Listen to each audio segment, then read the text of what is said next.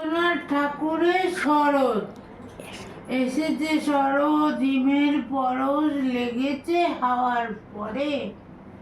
সকাল বেলায় গাছের আগায় শিশিরের রেখা ধরে। আমলকি বন কাঁপে যেন তার, বুক করে দুরু দুরু। পেয়েছে খবর পাতা খসানো, সময় হয়েছে শুরু। শিউলির ডালে কুড়ি ভরে এলো, টগর ফুটিল মেলা। মালতী লতায় খোঁজ নিয়ে যায় মৌমাছি দুই বেলা। গগনে গগনে বর্ষণ শেষে মেঘেরা পেয়েছে ছাড়া। বাতাসে বাতাসে ফেরে ভেসে ভেসে, নাই কোনো কাজে তারা।